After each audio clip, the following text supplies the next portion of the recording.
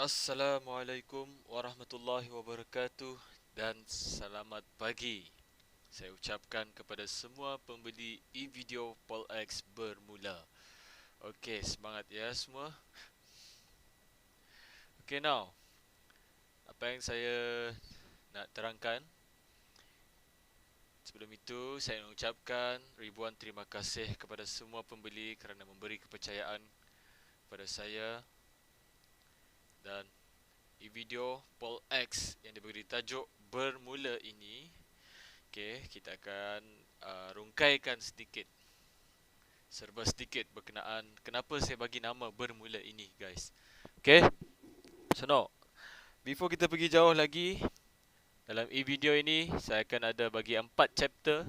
Yang chapter pertama, what is forex. Chapter kedua, candlestick. Chapter ketiga, entry atau re-entry using valid SNR. Dan chapter keempat, direction, exit, trend line. Dan akan ada saya bagi tambahan, insyaAllah. So now, apa yang saya nak adalah,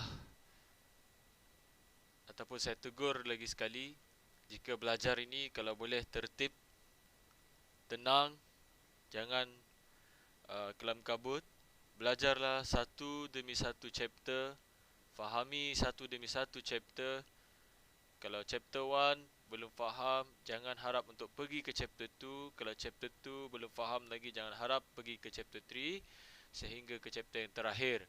Kerana setiap chapter itu mempunyai dia punya, apa orang panggil, uh, kefahaman yang penting lah. Okay, so chapter pertama mungkin saya boleh mulakan sekarang. Saya mulakan dengan Bismillahirrahmanirrahim. Semoga dengan adanya e-video ini dapat membantu sedikit kefahaman tuan dan puan tentang forex. Okay, saya akan share di mana saya entry. Okay, so chapter yang pertama,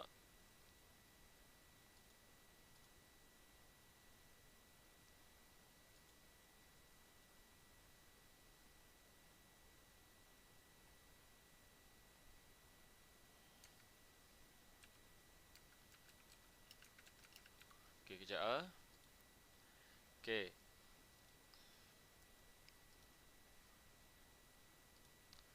chapter 1.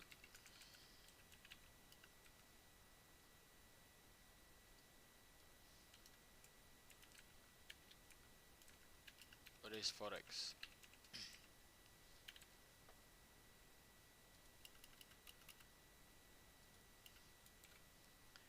Okay, chapter 1, what is forex? Okay guys, forex ni adalah singkatan nama bagi kita basic ah. Basic ni penting. Okay, basic ni penting tuan-tuan. Sebenarnya walaupun kita pakai basic adalah cukup memadai sebenarnya. Dalam trading ni kita tak perlu nak complicated.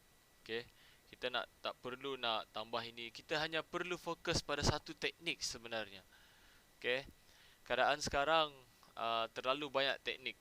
Okay, so itu sebenarnya tak dapat dikawal lah. Itu terpulang kepada masing-masing untuk memilih mana yang sesuai kepada dirinya. Kita tak boleh larang untuk dia untuk belajar ke sana sini.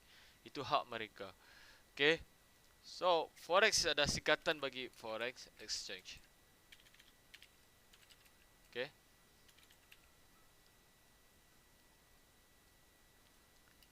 pun dalam Melayunya pertukaran mata wang asing. Okay, dalam forex ni yang kita nak tahu hanyalah bila masa kita nak buy dan bila kita nak sell. Dua ni je. Kalau kita buka chart ni, okay, kita buka chart ni, kalau kita tengok sini, dia hanya ada dua sahaja, iaitu buy dan sell. Okay, hanya dua je. Buy, sell. Buy, sell. Itu je. Bila you nak tahu dia nak buy, bila you nak tahu dia nak sell. Okay, so kalau kita tengok di sini, MetaTrader 4 ini yang korang akan pakai setiap hari untuk trading. Okay, yang korang nak pakai setiap hari untuk trading. Jual dan beli, buy dan sell. jual dan beli ni ada setiap hari korang buat sebenarnya. Setiap hari korang buat, iaitu dekat kedai. Bila korang pergi kedai, korang akan nampak penjual, dan korang masuk kedai itu korang adalah pembeli, betul tak? Kan? Okay. So, barang apa yang hendak dijual dalam forex ni adalah mata wang. Okay, mata wang asing.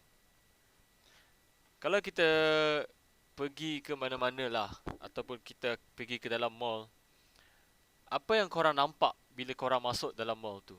Korang akan nampak barang yang hendak dibelikan. Dan selain daripada korang nampak barang yang hendak dibeli, contoh macam ni, kita masuk chart, kita nampak chart. Ini candlestick ni adalah mewakili harga. Candlestick ni adalah harga. Okay, candlestick ni adalah harga. Okay. Sama juga, bila you masuk kedai, you ambil barang tu, yang korang akan tengok adalah harga. Dan korang akan menilai sendiri harga itu. Sama ada korang berminat untuk membeli harga itu. Okay, kalau korang seorang penjual, sama ada korang berminat untuk menjual dengan harga sedemikian. Okay, dalam kedai lagi, selain daripada harga, korang akan nampak satu benda ni, dia sentiasa tergantung dekat atas, iaitu label. Label, dia selalu berlaku, hampir-hampir raya ni, dia akan ada berlaku penjualan separuh harga, 70%, 50%, 20%, diskaun. Okay. So, benda ni sebenarnya terkait dalam trading juga. Sebab yang kita buat dalam trading ni adalah jual dan beli. Kan? So, contoh macam di sini, bila kita tengok zoom out structure market ni, kita zoom out, kita ambil feel. Cuba cuba feel the beat of the market. Rasai. Contoh macam, you nak jadi pembeli, you mesti, bila you nak jadi pembeli, you nak beli di waktu harga murah. Betul tak? Orang akan berminat bila mana harga itu murah, dan orang akan berebut untuk membeli jika diberi promotion. Okay? Sama juga, selaku penjual, penjual lebih suka untuk menjual di harga mahal. Sebab bila kita jual di harga mahal, akan dapat lebih banyak untung. Contoh macam di sini, kalau kita zoom out pun ataupun kita pakai line chart, di sini ada line chart, bar chart, candlestick, line chart, semua ini adalah harga. Setiap hari bila you buka MetaTrader 4, you akan nampak harga. Harga. You hanya dealing dengan harga ni je. Tak ada benda lain. Yang you nak tahu hanyalah di mana nak buy, di mana nak sell. Itu je dalam trading. Okay? Contohnya, rules dalam trading, you need to buy dekat harga murah dan jual di harga mahal. Okay? Contoh macam di sini. Ini contoh. Ini kita baru masuk basic. Okay? Bila harga jatuh mendadak di sini, contoh di sini, dia jatuh, pop. Okay. Kalau korang di keadaan sebagai penjual, korang nak jual ke di waktu harga murah? Of course tidak kan. Korang akan tunggu harga tu naik sedikit ataupun naik di mana yang korang nak. Yang penting you nak jual di harga mahal. Okay, contoh di sini. Bila dia naik, dia bagi, contoh kalau macam penjual dia nak harga mahal, kalau kita boleh bagi, inilah dipanggil retracement. Okay, setelah berlakunya kejatuhan, berlakunya retracement di sini. Okay, berlakunya retracement di sini. Faham tak?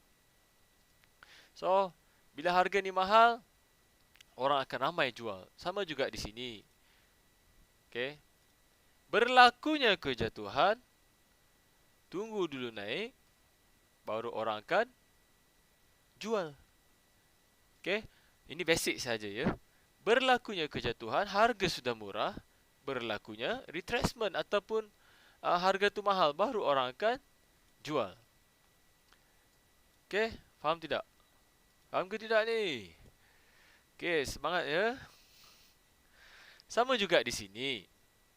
Bila harga tu mahal naik, janganlah memandai-mandai untuk jual, untuk beli. Okay? Janganlah memandai-mandai untuk beli. Sebab harga sudah nampak di situ, harga tu naik, melonjak naik, jauh. Okay, so kurang-kurangkan untuk buy. Jika nak buy, tunggulah dia bagi diskaun. Tunggulah bagi retracement. Tunggulah dia bagi pullback. Okay, maksud pullback ni telah berlaku kenaikan, berlakunya pullback ataupun retracement. So, korang patut beli di waktu harga murah. Macam di sini. Setelah berlaku kenaikan, berlakunya kejatuhan sedikit. Diskaun dia bagi. Macam di sini. Berlakunya kenaikan yang mahal, dia bagi diskaun. Okay, sama juga kalau kita guna candlestick. Sama je. Okay. Contoh sini, berlakunya kejatuhan, harga sudah murah, tunggulah harga tu jadi mahal sedikit. Baru kita nak jual. Bila harga sudah murah, tunggulah harga tu jadi mahal sedikit, baru kita jual. Tunggu harga tu murah, dia sekarang ni murah, tunggu harga tu mahal, baru kita jual. Kita nak tahu kita nak tahu kenapa dia reverse di sini. Ini je yang kita nak belajar lepas ni. Di mana nak put entry. Macam mana nak tahu yang tempat ni akan berlakunya kejatuhan. Di mana tempat-tempat yang akan berlakunya kenaikan, bermulanya kenaikan di sini, bermulanya kejatuhan di sini. Itu je yang kita nak tahu. Berlakunya kejatuhan di sini, kita nak tahu di mana bermulanya akan berlakunya kejatuhan setelah dia bagi retracement ataupun diskaun. Itu je yang kita nak tahu, yang tujuan kita selepas ini. Okay, so sama je. Market ni kalau kita tengok zoom out pun dari tahun 1990 ke 1970, keadaan pattern market ni sentiasa sama. Turun, naik, turun, naik, turun, naik. Yang kita hanya tahu di mana dia bermula naik, di mana bermula jatuh, di mana kita hendak bermula untuk masuk entry buy, dan di mana kita hendak bermula untuk masuk entry sell. Itu sahaja yang kita hendak tahu. Okay. Selebihnya, money management is very important because money management is the king. Cakap Habib Al-Atas. Okay. Money management. So, risk management. So, tolong gunakan dalam trading ni money management ataupun risk management yang korang belajar di luar sana. Okay. Sebab tak semestinya kita belajar daripada apapun lah. Okay. Kita kena kawal juga risk management ataupun money management. Sebab forex ni adalah high volatile market. Okay. Anytime sahaja boleh loss. Okay. Anytime sahaja orang boleh profit. Okay. Tapi yang macam mana kita nak bertahan dalam benda ni. Itu je. Okay. Faham? Kita renung-renung, zoom out. Bukan nak zoom in, hari-hari nak zoom in, zoom in, zoom in, zoom in. Cubalah zoom out sikit.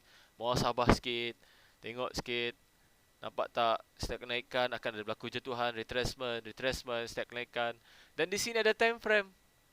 Okay, time frame ni tak ada masalah sebenarnya dalam pemakaian time frame. Semua time frame ini, contoh H1, satu candlestick adalah 1 jam. Kalau kita ubah ke H4, satu candlestick adalah 4 jam. Okay, contoh H1 ni. Okay. Dalam 1 jam ada berapa minit tuan-tuan yang mulia? Dalam 1 jam ada 60 minit. Kenapa saya bagi vertical line ni? Saya nak bagi korang contoh. Bila kita ubah ke minute 1, akan ada 60 biji pecahan. Kalau yang kita nampak dalam H1 ini hanyalah body yang telah siap. Tanpa ada M1, takkan ada time frame besar ini. M1 ini, minit ini bukanlah penamat dalam trading sebenarnya. Bukan penamat dalam trading pula. Bukan penamat dalam time frame sebenarnya. Okay. Okay, saya akan bagi line-line ni, vertical line ni adalah untuk memecahkan. Setiap satu candle ni ada 60 biji candle di M1. Mari kita tengok di M1. Okay, kita zoom out. Nampak tak? Okay, dari sini sampai sini adalah 60 biji candle, 60 minit, 60 minit. Cuba kita renungkan. Dekat H1 kita tak nampak apa pun dekat H1. Sebab dekat H1, sebab itulah saya cakap dalam candle ada harga. Okay, di mana kita akan mengupas berkenaan ini, candlestick ini di chapter 2 nanti. Okay, cuba kita tengok di sini. Isi kandung dia dalam candlestick setelah berlaku kenaikan ada berlakunya kejatuhan. Dan bila harga sudah mahal, kita tunggu harga murah. Dan kita nak tahu nanti kita akan belajar technical analisisnya kenapa buy di sini, tuan-tuan yang mulia. Okay, kenapa kita nak buy di sini? Okay. Sama juga di sini, berlaku kenaikan ada berlakunya kejatuhan. Kita nak tahu kenapa berlakunya kenaikan di sana. Lepas kenaikan berlaku kejatuhan. Kenapa dia bermula naik daripada sini? Mesti ada sebab. Setiap yang berlaku ada sebab. Okay. Setiap yang berlaku ada sebabnya. Okey, berlaku kenaikan dan berlaku kejatuhan di sini dan bermula kenaikan. Faham tidak? Ha? Okey, alhamdulillah. So, macam biasa rules dalam trading,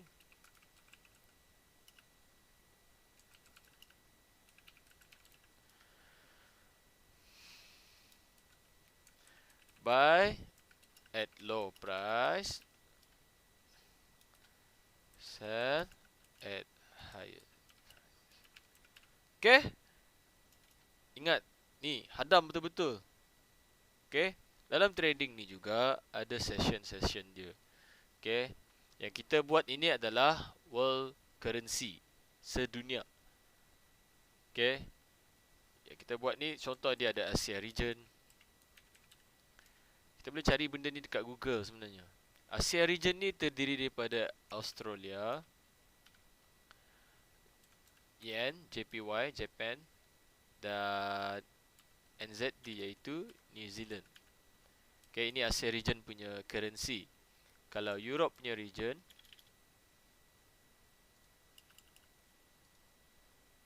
okay,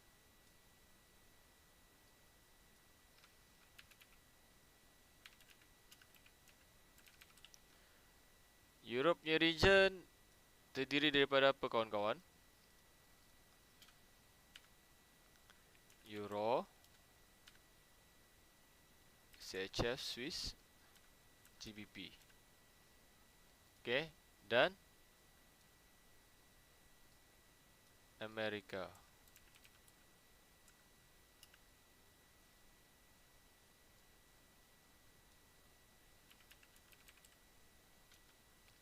Terdiri daripada USD, United States Dollar, dan Canada CAD. Okay, so dia ada jam-jam dia. Dari sini dia pukul 8 pagi pun dah aktif, membawa ke 11 pagi. Dan di sini pukul 3 petang membawa ke malam juga 10 PM. Ini pukul 8 PM kadang membawa ke 3 pagi. Okey. Kenali diri. Okey.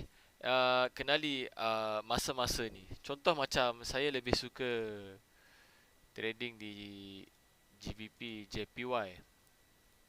Okey. Kalau kita tengok GBP JPY, dia jam pagi pun ada, petang pun ada, semalam pun boleh juga. Okey. Mana GBP JPY? Cuba kita tengok GBP JPY. Saya biasa trade GBP JPY 3, 4, 5 petang lah. Kebiasaannya saya trade.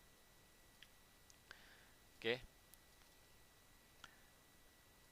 Contoh kalau broker ni dia start I think pukul 6 kot di sini. 6, 7, 8, 9, 10, 11, 12, 13, 14, 15. Nampak tak 15 dia berlaku kekuatan di situ market. 15, 16, 17 pukul 5 berlakunya kenaikan. Okey, contoh di sini 6, 7, 8, 9, 10, 11, 12, 13, 14, 15 dan berlakunya kejatuhan pada pukul 3 petang. Okey. So, apa yang kita nak sebenarnya dalam trading ni? We just want USD. Okay.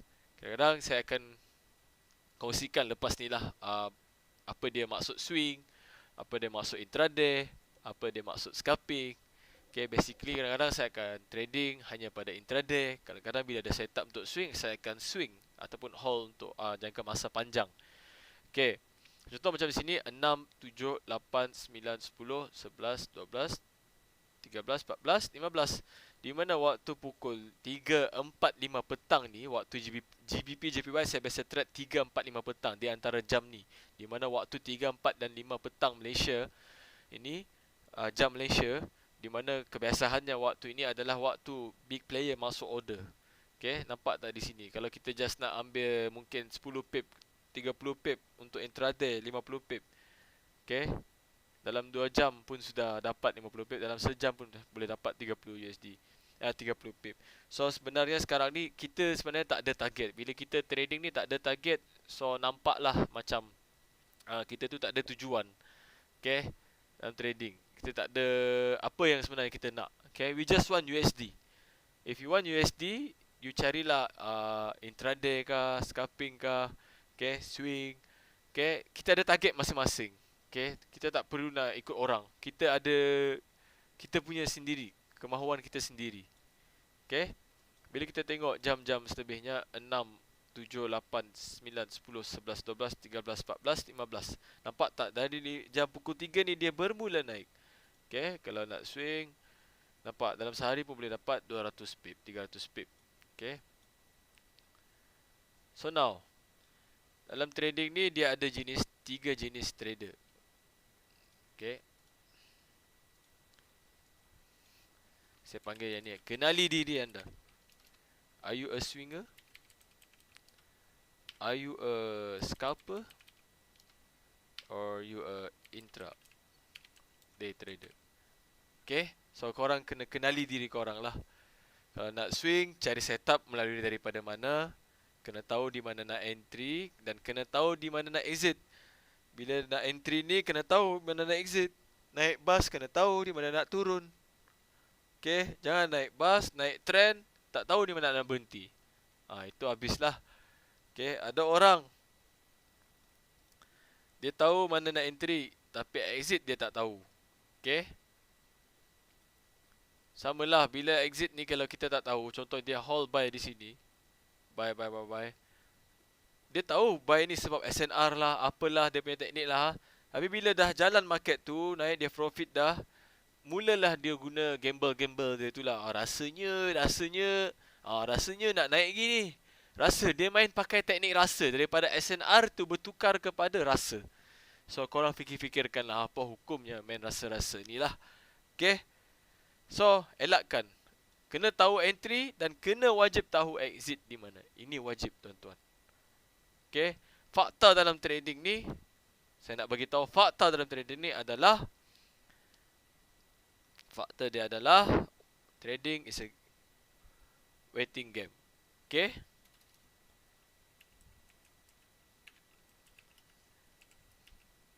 Ingat, nak tak nak, you kena tunggu juga. You kena tunggu setup juga. Jangan baru buka chart, baru buka MT4, terus masuk entry. Okay. Baru buka je, contoh macam ni, buka je, analisis 10 minit, 5 minit, 3 minit, dah masuk. Buy, sell. Ingat apa? Ini bukan gamble. Okay. Ini bukan mesin judi. Faham? Buka chart, tenang, relax. Analisis dulu, tarik trendline, tarik SNR, look to the left, follow your SOP, apa yang akan saya kongsikan lepas ini. Okay. Jangan buka chart terus, tak ada analisis apa buat, main tengok candle je. Nampak je candle besar macam ni, sell, terus sell, pap, naik, floating, dah menggelabah, loss. Okay, nampak? Janganlah trading ni nak main-main apa, nampak candle besar, sell terus. Nampak candle buy besar, biru ni besar, wah ni buy ni. Janganlah macam tu. Okay, kita kena guna technical analysis. So itu sahaja untuk chapter 1. Okay, kita akan sambung ke chapter 2. Tolong tengok balik video chapter 1 ni. Okay. Okay, Assalamualaikum warahmatullahi wabarakatuh. Sampai jumpa di chapter 2.